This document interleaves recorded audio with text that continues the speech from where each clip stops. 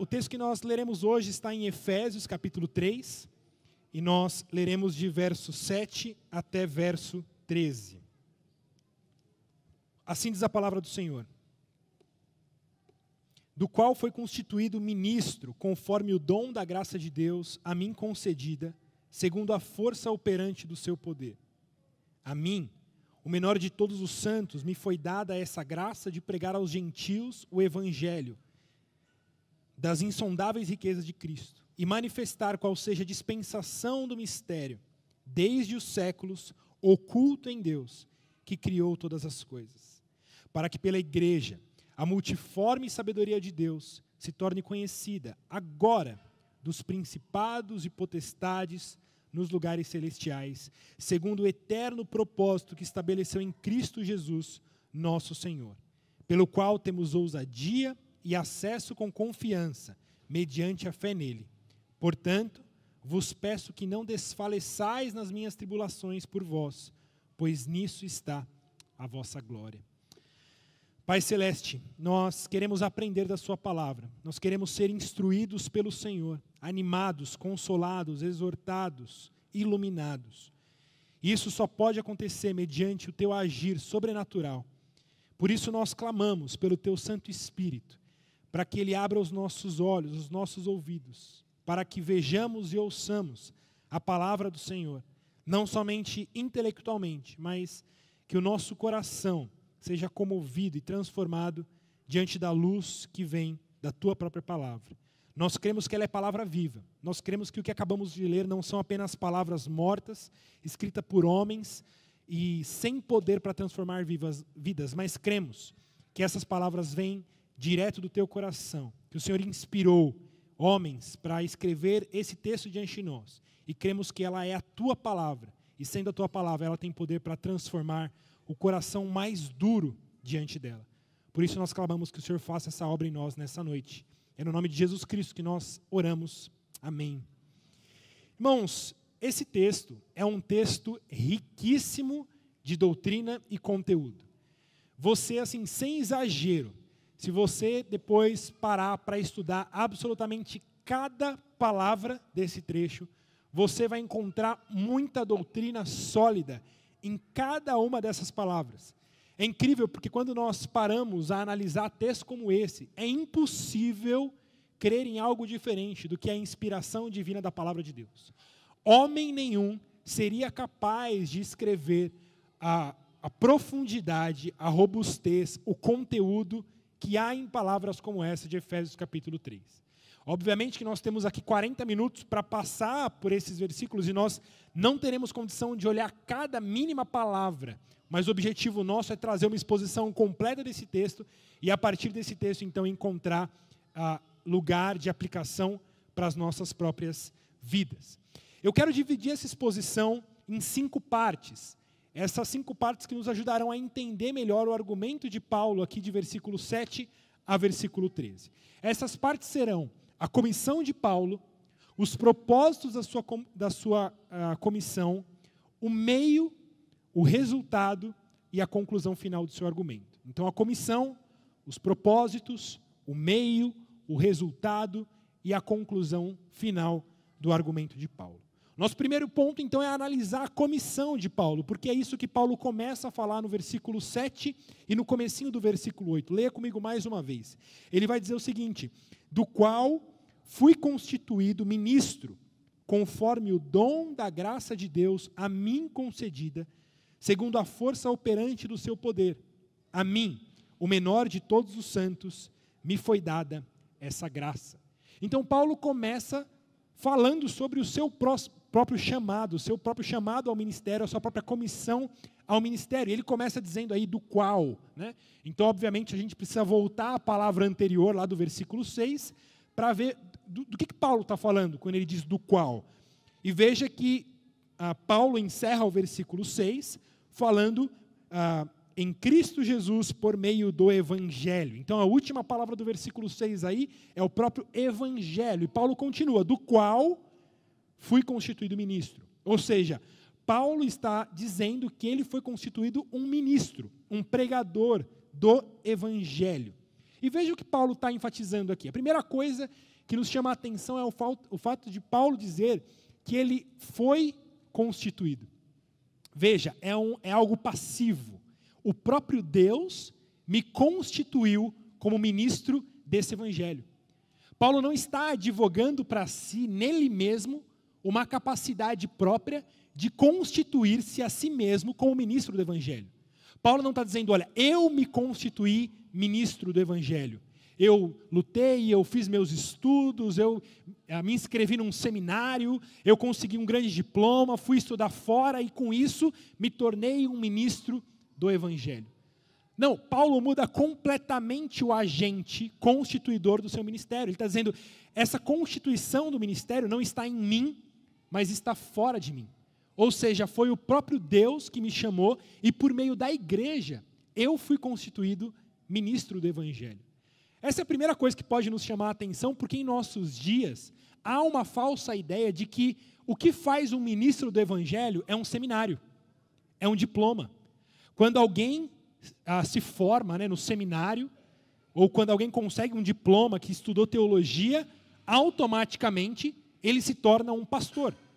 E isso não tem qualquer fundamento bíblico.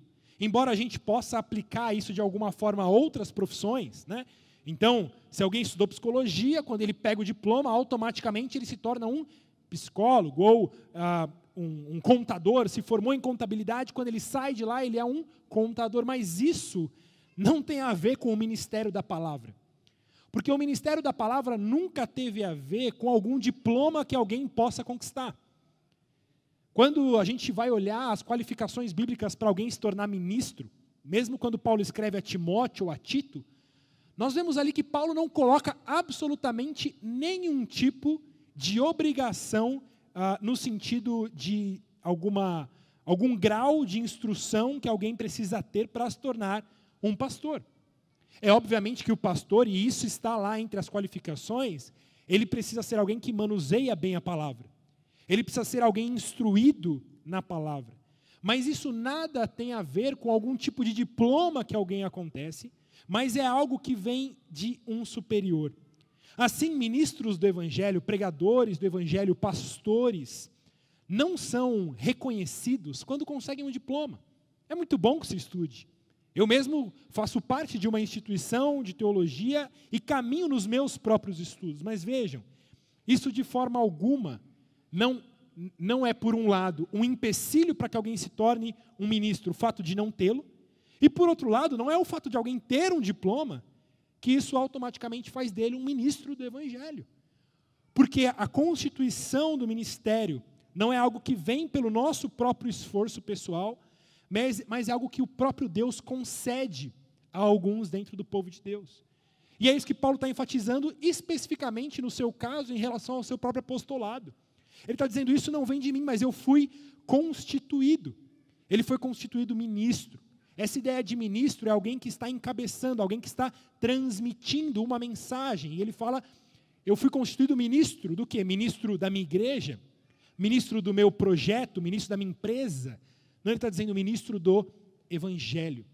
Paulo, ele se coloca a si mesmo como esse trabalhador que foi convocado pelo próprio Deus a proclamar o evangelho. E como que Paulo alcançou essa graça de Deus? De ser formado um ministro? Será que é porque Paulo era alguém muito inteligente, de fato era? Será que é porque Paulo tinha um histórico muito bom, formado entre as altas classes dentro do judaísmo? Será que é isso que fez com que Deus escolhesse Paulo para ser um ministro? Não. Paulo vai dizer no versículo 7 que foi constituído conforme o dom da graça de Deus a mim concedida, segundo a força operante do seu poder. Então veja que Paulo está dizendo, olha, a única resposta do porquê eu fui formado ministro é porque a graça de Deus veio até mim. É pura graça de Deus. Não é porque Deus viu algo de especial em mim, algo que ele precisasse para expandir, como se Deus precisasse do apóstolo Paulo para expandir a sua igreja. Não, Paulo está dizendo, a única razão do porquê eu me tornei ministro é porque Deus quis. Porque Deus deu graça. Ele vai dizer, por causa da força dele em mim, por causa do seu poder operante, segundo a força operante do seu poder.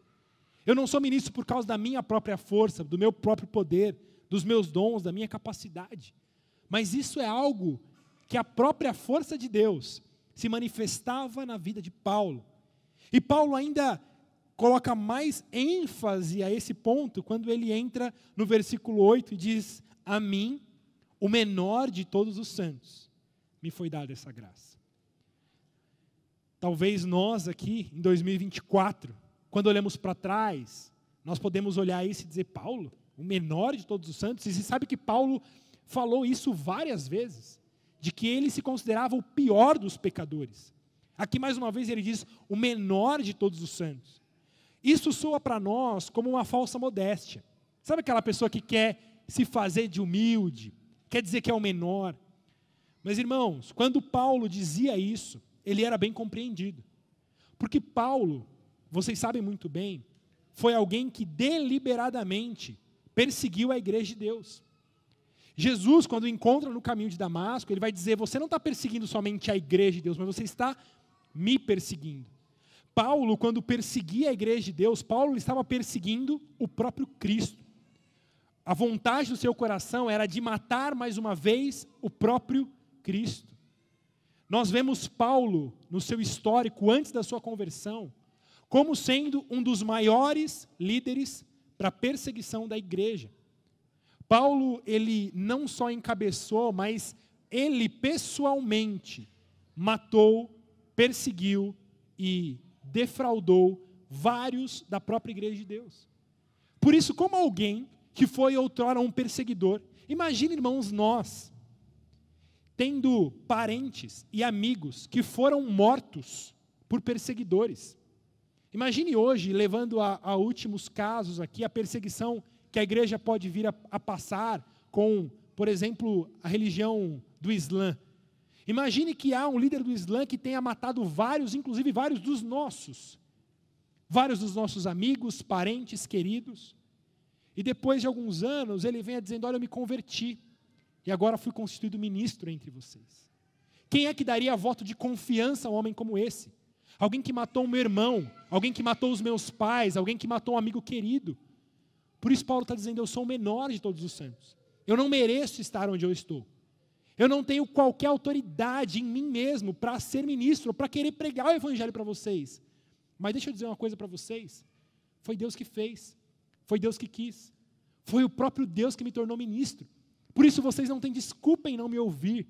Porque o meu ministério não está enraizado em quem eu sou, mas está enraizado naquele que me arregimentou. É o próprio Deus que me fez ministro. E veja, eu não tenho nada para oferecer a vocês, que não a própria graça de Deus que chegou até mim. Então vejam que a ênfase de Paulo é que o seu ministério não está baseado nele, na sua força, mas naquele que o arregimentou. E aí no versículo 8 ele continua dizendo a quem ele foi chamado. Esse ministério que ele recebeu do Senhor pela graça de Deus, qual que é o objetivo? Para quem ele foi enviado? Ele diz no versículo 8, dizendo: a mim, o menor de todos os santos, me foi dada essa graça de pregar a quem? Aos gentios. Ele vai dizer a mim, no versículo 8, a mim, o menor de todos os santos, me foi dada essa graça de pregar aos gentios as insondáveis riquezas de Cristo. Então vejam que Deus separou Paulo, derramou graça sobre ele, equipou Paulo, deu dons para Paulo e chamou o apóstolo Paulo para pregar a um certo público, aos gentios. E desde o começo da carta de Efésios, Paulo tem trabalhado essa questão de que no reino de Deus, já não importa se você é gentil ou judeu, mas em Cristo Jesus todos somos um. Por isso Paulo foi separado por Deus para levar essa mensagem aos gentios. Enquanto Pedro foi separado por Deus para levar essa mensagem aos judeus, Deus separou o apóstolo Paulo para levar essa mensagem aos gentios. E Paulo está dizendo: isso é graça de Deus por mim. Paulo, um judeu com pedigree, como nós diríamos, ele foi separado por Deus para levar esse evangelho aos gentios. E veja o que ele deve levar aos gentios. Ele vai dizer: levar a eles as insondáveis riquezas de Cristo. esse evangelho, levar aos gentios o evangelho das insondáveis riquezas de Cristo. O que Paulo está dizendo é o que ele tem levado aos gentios, é aquilo que é insondável, aquilo que não pode ser conhecido por si mesmo, mas é insondável. Paulo está sendo usado como instrumento do próprio Deus para revelar aquilo que não pode ser alcançado por mentes humanas. É insondável. E o que é isso de insondável? Ele vai dizer as riquezas de Cristo. Eu vim para vocês, gentios, para dar para vocês as insondáveis riquezas de Cristo. Aquilo que vocês não poderiam conhecer. Aquilo que vocês não alcançariam pelo pensamento, pela filosofia, pelos estudos. Deus está me usando para entregar para vocês as insondáveis riquezas de Cristo. Talvez um pregador da prosperidade gostaria de usar um texto como esse, né? Está vendo dizendo? Está vendo? Paulo era um pregador da prosperidade. Paulo também levava as riquezas para as pessoas que o ouviam. Mas quando Paulo diz que ele foi chamado para levar e anunciar as insondáveis riquezas de Cristo, muito mais do que aquelas riquezas que Cristo tem, a ênfase do texto é que Paulo está sendo chamado para levar aos gentios as riquezas que estão em Cristo. Mais do que as riquezas que Cristo tem, as riquezas que há nele mesmo. Para que vocês, conhecendo a esse Cristo, tenham acesso a Ele mesmo, mais do que as bênçãos que Ele nos proporciona, mas é nele, é na pessoa de Cristo que vocês vão encontrar todas as riquezas. De povo para povo, de geração para geração, de país para país, há diferenças do que significa riquezas. Para alguns povos, riqueza significa ouro e prata, mas em outros lugares, em outras regiões, talvez riqueza pode significar muito alimento. Para outros lugares, riqueza pode significar excesso de tempo. Basicamente, riqueza significa recursos para alcançar os seus desejos. Se nós pudéssemos colocar o significado de riquezas, seria os recursos que nós temos para alcançar os nossos maiores desejos. O que Paulo está dizendo é, o maior desejo que a tua alma pode ter está encontrada nesse recurso chamado Jesus Cristo. E eu, como ministro de Deus, fui separado pelo próprio Deus para entregar para vocês essas riquezas.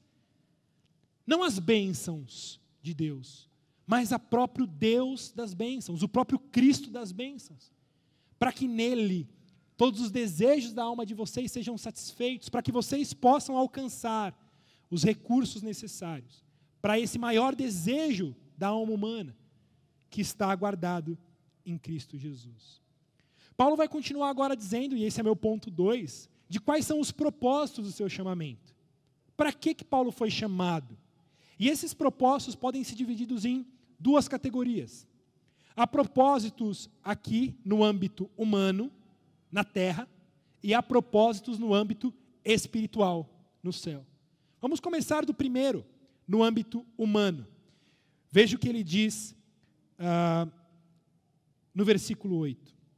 A mim, o menor de todos os santos, me foi dada essa graça de pregar aos gentios o evangelho das insondáveis riquezas de Cristo e manifestar qual seja a dispensação do mistério, desde os séculos oculto em Deus, que criou todas as coisas.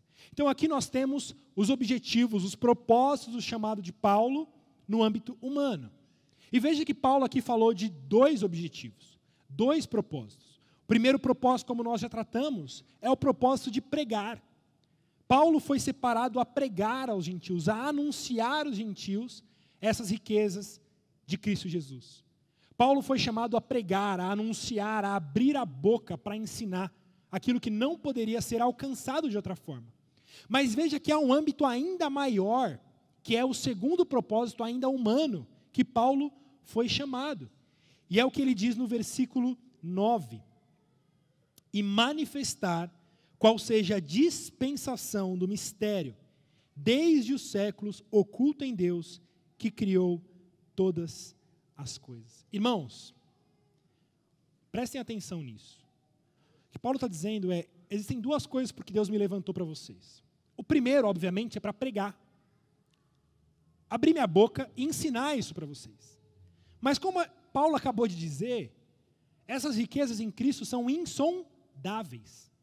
Elas não podem ser alcançadas pela mentalidade humana. Ninguém pode, por raciocínio pessoal, alcançar essa revelação da parte de Deus. Alguém poderia dizer, mas Paulo, tudo bem que você foi chamado para pregar, para anunciar, mas espera aí, se é algo insondável, como que a gente vai conhecer? Por mais que você pregue e você ensine, se é algo insondável, se é algo que ninguém pode alcançar pelo próprio esforço humano, como que nós vamos entender essa mensagem? Por isso que Paulo diz que ele não foi chamado somente para pregar, mas ele também foi chamado, o segundo verbo é manifestar. Isso é abrir os olhos de vocês. É o que ele diz no versículo 9. Para manifestar qual seja essa dispensação do mistério. Aquilo que estava no mistério, aquilo que ninguém poderia alcançar pela mentalidade humana. Eu fui separado para revelar isso para vocês. Aquilo que desde os séculos estava oculto em Deus, que criou todas essas coisas. Ou seja, o mistério do próprio Evangelho, que estava oculto, que as pessoas, por mais que tateiam, não conseguem entender e alcançar. Paulo está dizendo, Deus me separou para revelar isso para vocês, para abrir os olhos de vocês.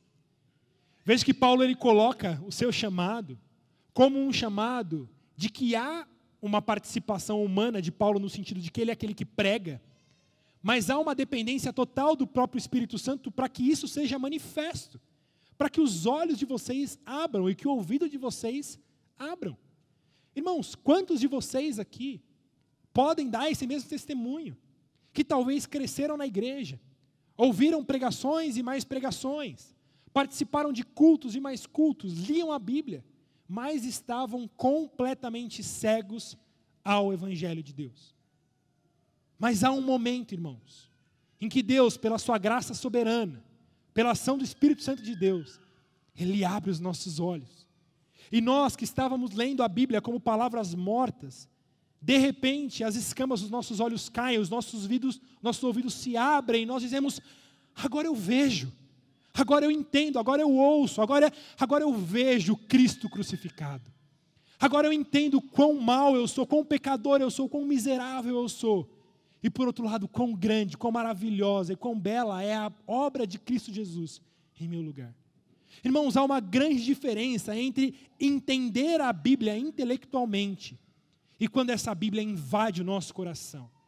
E já não há mais qualquer oportunidade de luta, já não há qualquer força humana que possa interromper ou suprimir esse grito de Deus que está rompendo em nossos ouvidos. Paulo está dizendo, Deus me separou para isso. Deus me separou não somente para pregar, mas para que o ouvido de vocês fossem abertos. Para que os olhos de vocês fossem abertos.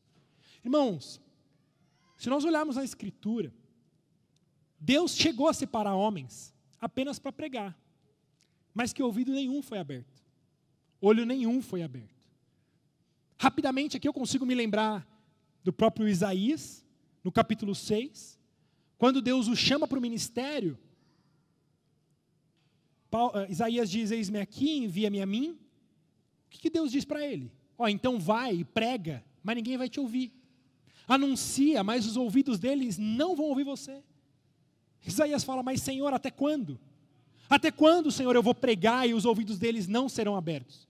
Até quando eu vou anunciar e eles não verão? E a resposta de Deus é, até que seja revelado o meu braço. Isaías, pregue, mas no momento certo isso vai acontecer. Ou você pode lembrar do próprio profeta Jonas, que foi levantado, aliás, o profeta Jonas é o oposto, né? Ele pregou e os olhos de todo mundo foi aberto. Mas o meu exemplo aqui é de Noé, que pregou por muitos e muitos anos, gerações e gerações. Mas quantos entraram na arca? Quantos deram ouvido à mensagem de Noé? Não, ninguém deu ouvidos. Somente ele e a sua família entraram na arca. Vejam que Deus, Ele separa homens para pregar, e em momentos de que a graça de Deus é derramada, essa pregação então abre olhos, ouvidos, para que ouçam e vejam. Se você teve o seu ouvido aberto, se você teve as escamas dos seus olhos caídas, isso é motivo de glória, isso é motivo de louvor a Deus. Porque isso, irmãos, não é como nós vimos, uma condição especial que você tem. Não é porque você foi inteligente demais para entender o Evangelho, mas é unicamente por causa da graça de Deus, que foi derramada sobre você. E que Deus usou um pregador, uma igreja. Deus usou às vezes um vídeo no YouTube, uma conversa com um amigo, para que os seus olhos fossem abertos, para que seus ouvidos fossem abertos e você então tivesse essa glória, que é não somente entender, mas ter os olhos do coração abertos. E lá no capítulo 1 de Efésios, versículo 18, Paulo, quando faz uma oração à igreja, ele coloca esse como um dos motivos de oração para a igreja, de que os olhos do vosso coração sejam iluminados. A oração de Paulo é que o olho do coração deles sejam iluminados. Não somente o intelecto de vocês, mas o coração de vocês seja iluminado. Por isso Paulo é separado para pregar, completamente dependente da ação do Espírito Santo.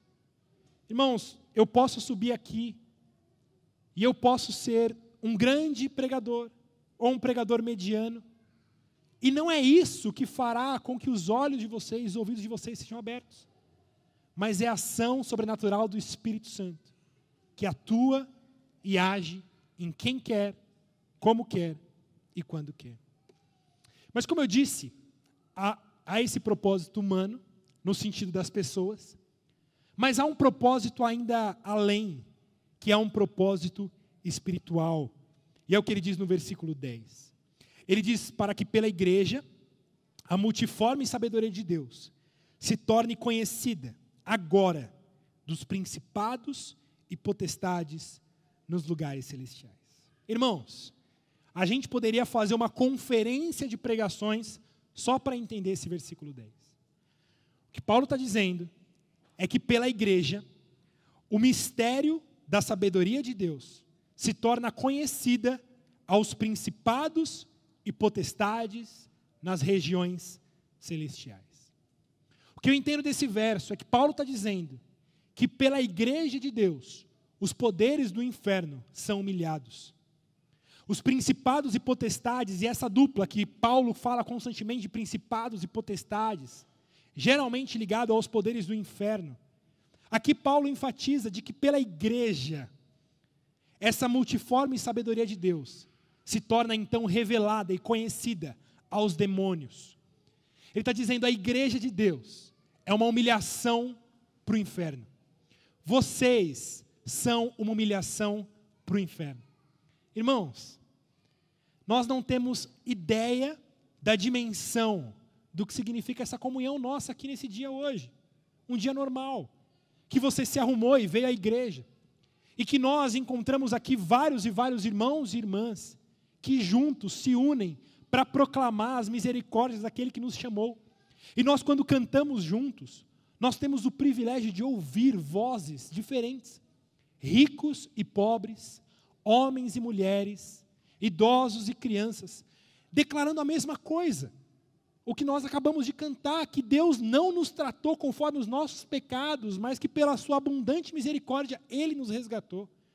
Irmãos, quão mais humilhante para o exército de Satanás pode ser, depois de 2000 anos da morte de Cristo Jesus, aqui em São Bernardo do Campo, completamente longe dos grandes centros mundiais, dos grandes eventos mundiais, aqui em São Bernardo do Campo, numa noite qualquer do mês de janeiro de 2024, nós ainda termos esse reino de Deus avançando, alcançando corações, olhos sendo abertos, ouvidos sendo abertos para proclamar, conhecer e declarar o amor a esse nosso Senhor Jesus Cristo.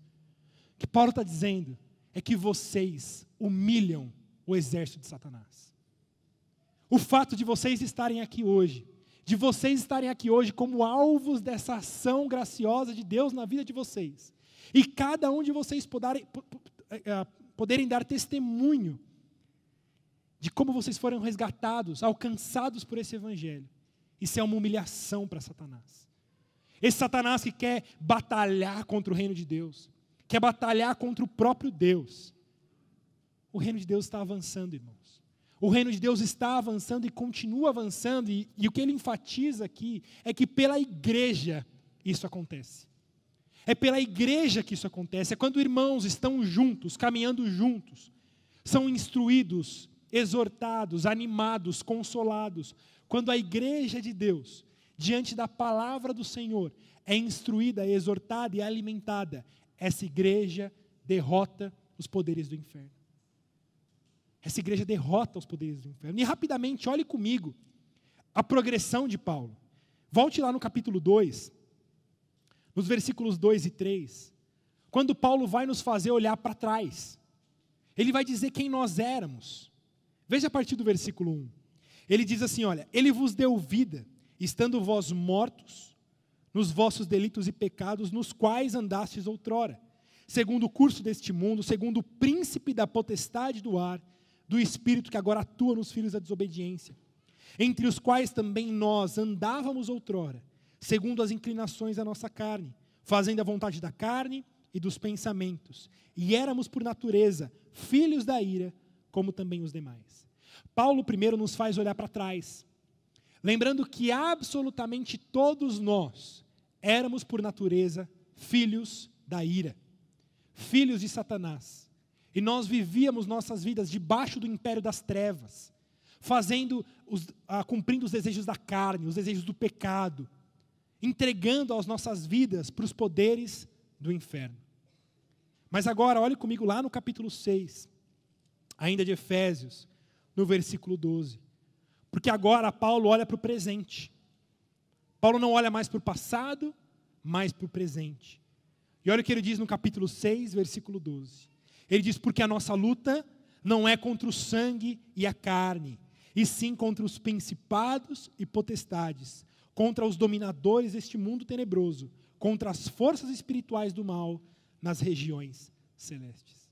Irmãos, o que Paulo está mostrando é que nós que antes éramos filhos, nós que antes obedecíamos aos poderes do inferno, uma vez resgatados por Deus, alcançados por Deus, agora nós viramos combatentes daquele nosso antigo reino. Nós viramos inimigos do nosso antigo reino, e agora nós combatemos os poderes do inferno. Agora nós enfrentamos os poderes do inferno. Nossa luta não é contra carne e sangue não, irmãos. Nossa luta é contra os poderes do inferno, é isso que Paulo está dizendo. E quem que fez isso? Quem que nos trouxe para esse império da luz? O próprio Deus. O próprio Deus foi lá e nos resgatou com sua mão forte, nos tirou daquela escravidão do pecado, daquela escravidão de morte, do inferno. Deus nos resgatou com mão forte e nos coloca agora no seu reino. E agora no seu reino, agora nós somos habilitados, fortalecidos para combater o nosso antigo pai, os poderes celestiais. Por isso Paulo está dizendo, quando eu olho para a igreja e vejo essa multiforme sabedoria de Deus, essa ideia de multiforme, ela poderia ser literalmente traduzida como multicor, muitas cores. Ele está dizendo, na igreja há muitas cores. A ideia que Paulo está trabalhando é aquela ideia de judeus e gentios juntos. Mas para a gente isso pode parecer um pouco distante, mas nós vemos essa multiformidade de Deus presente na igreja quando nós olhamos as diferentes classes sociais, as diferentes históricos, os diferentes contextos culturais, como que Deus, na sua infinita graça, Ele salva pessoas diferentes, de backgrounds completamente diferentes, para compor esse povo seu. Deus não veio para escolher um tipo de gente, um tipo de ser humano, mas Deus escolheu todo tipo de gente, sem distinção, para ser o seu povo. Para que quando João ele olha para aquela imagem do céu, João ele descreve que ele vê ali povo de toda tribo, de toda língua, de toda nação, de toda raça, juntos, unidos para proclamar as virtudes daquele que nos chamou das trevas para a sua maravilhosa luz. Essa é a beleza da igreja, irmãos. Essa é a beleza do que nos faz únicos e o que nos faz, então, derrotar os poderes do inferno. Próximo ponto é o meio pelo qual o Senhor faz isso. E o meio é quando Ele diz, segundo o eterno propósito que estabeleceu em Cristo Jesus, nosso Senhor. Veja, o meio pelo qual Deus faz isso é o que está no versículo 11. Segundo o propósito que Ele estabeleceu em Cristo Jesus, o nosso Senhor. Tudo isso, irmão, só é possível em Cristo Jesus. Não há qualquer outra possibilidade de sermos resgatados dos poderes do inferno. Não há qualquer outra possibilidade de entrarmos no reino de Deus, no reino do Filho do seu amor, senão pela porta, que é Cristo Jesus. Somente por meio de Cristo Jesus é que nós temos acesso a toda essa riqueza, essa graça, essa glória, esse mistério de que Paulo está falando aqui. E qual é o resultado? O resultado é o que está no versículo 12, quando ele diz, pelo qual temos ousadia e acesso com confiança, mediante a fé nele. Está dizendo, irmãos, em Cristo Jesus, unidos em Cristo Jesus, vocês podem ter confiança de estar com Deus. Vocês estão unidos em Cristo Jesus, de forma que nada pode separá-los de Cristo Jesus. De forma que não há nenhuma bênção que o próprio Jesus tenha que você não tenha também, porque você está unido a Ele. De forma que, como Jesus Cristo falou, onde eu estiver, vocês estarão lá também. Não há qualquer possibilidade de Jesus Cristo estar no céu e eu não estar lá. Porque Cristo Jesus me fez um com Ele. O próprio Deus me uniu a Cristo Jesus de forma que não há, pensem nisso, não há nenhuma bênção, nenhum direito, não há nenhuma riqueza que esteja em Cristo Jesus, que eu mesmo não tenha acesso por Ele. Por isso ele diz, tenham confiança de estar no céu, tenham confiança de estar diante de Deus, porque vocês não estão mediante o próprio histórico de vocês. Vocês não estão chegando no céu apresentando a própria biografia de vocês, mas vocês estão entrando por meio de Cristo Jesus, o meio que nos abriu esse vivo caminho. Se não me engano, foi ontem mesmo que o Thomas perguntou para a gente algo como, é possível ir para o céu e depois sair de lá? É possível que alguém no céu saia de lá? Ele estava perguntando do bisavô dele que faleceu. É possível que ele seja tirado do céu? E a Cecília muito sabiamente respondeu, não, filho. Por quê? Porque Cristo Jesus está lá. E onde Cristo está, os amigos de Cristo estão, e a única forma de um filho de Deus ser expulso do céu é se o próprio Cristo for expulso do céu. Porque nós estamos unidos a Ele, presos a Ele, conectados a Ele. Por isso Paulo diz, tenham confiança, não vivam com medo. E o que a gente vê de gente com medo do inferno, com medo de Satanás, o povo tem até medo de falar a palavra Satanás, né? Falar o coisa ruim, aquele que não pode ser nomeado. Interessante porque a Bíblia nos chama a respeitar o nome de Deus, a ter zelo pelo nome de Deus, a não dizer o nome de Deus em vão. Mas o que muitos evangélicos fazem é não dizer o nome de Satanás em vão. Tem medo de dizer o nome de Satanás, porque vai invocar o bicho. Irmãos, nós que estamos unidos a Cristo, não há qualquer mal que os poderes do inferno todos juntos possam causar a mim. Não é uma estatuazinha que vai entrar na minha casa, não é uma escada que eu vou passar embaixo, não é um horóscopo, não é seja lá o que for, que pode mover um fio da minha cabeça. Porque eu estou unido a Cristo Jesus e nele, absolutamente nada, nem ninguém, irá me separar do seu amor. Por isso Paulo está dizendo, se vocês tiveram os ouvidos de vocês abertos, os olhos de vocês abertos e foram alvos dessa graça de Deus por vocês, vivam com confiança, mediante a fé nele, porque ele prometeu e concedeu para vocês tudo aquilo que vocês podem ter.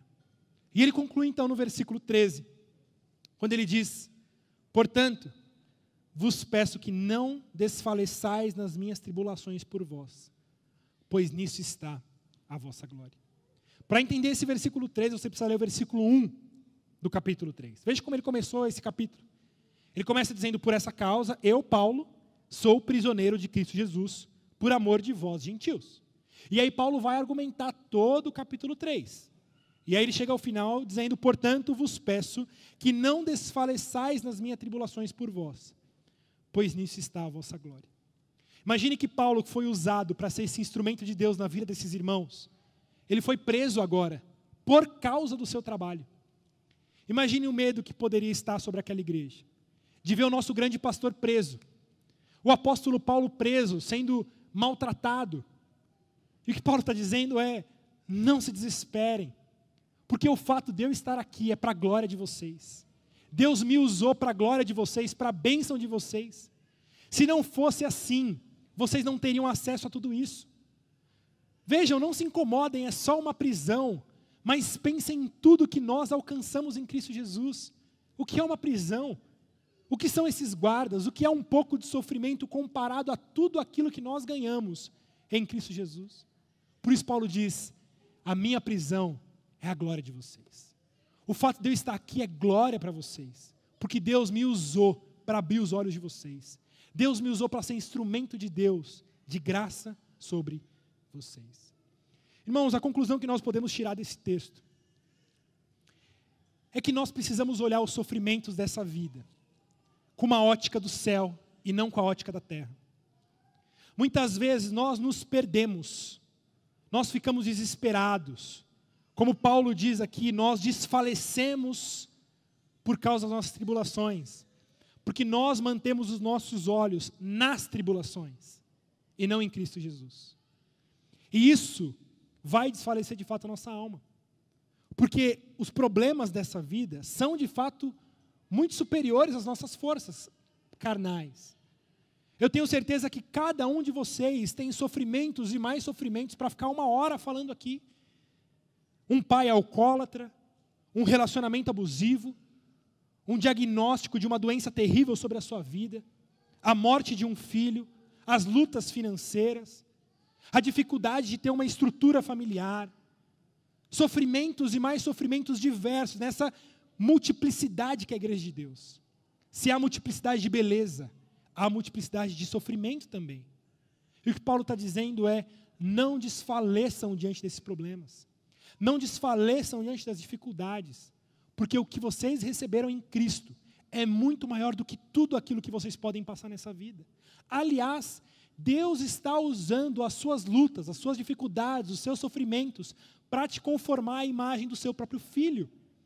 É isso que Paulo diz em Romanos 8, de que todas as coisas cooperam para o nosso bem, para o nosso chamado maior de sermos conformados à imagem do seu Filho.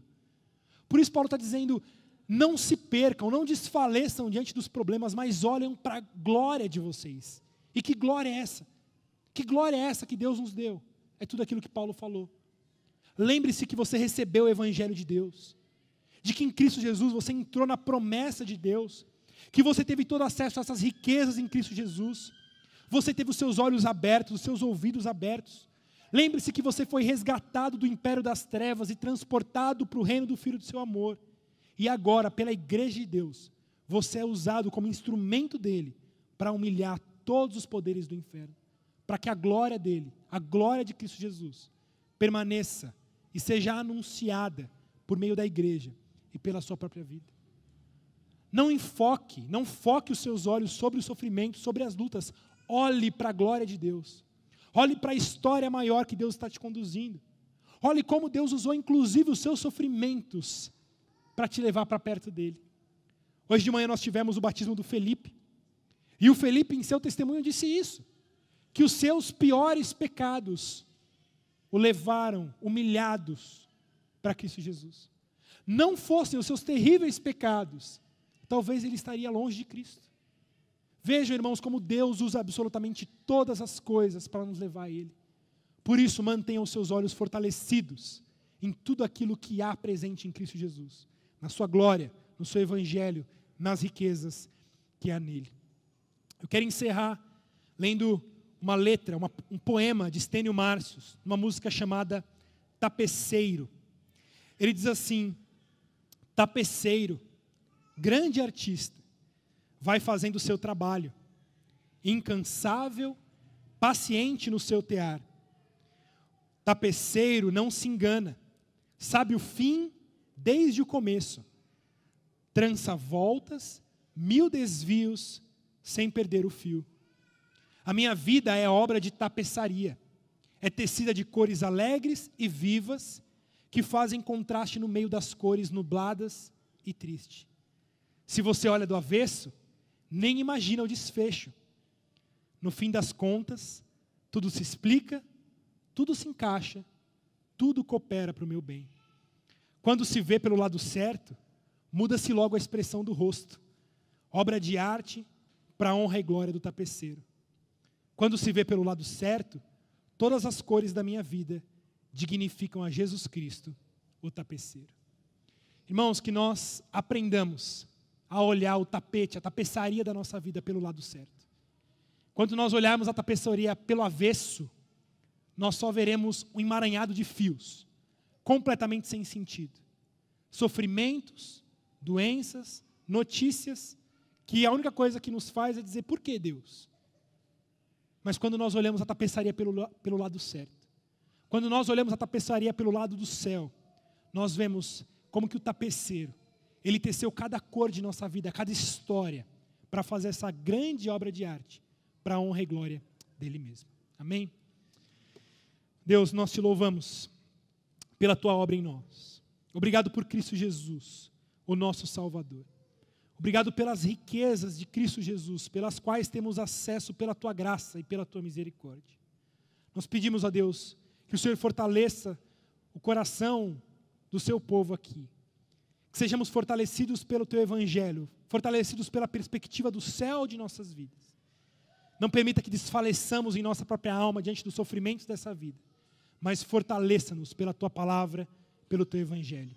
E, ó Deus, eu te peço que aqueles que estão aqui presentes e que ainda estão com seus olhos fechados, os seus ouvidos fechados, que pela ação sobrenatural do teu Santo Espírito, esses olhos sejam abertos e ouvidos escancarados, para que contemplem, ouçam e vejam a maravilhosa riqueza que há em Cristo Jesus. É no nome dele que nós oramos. Amém.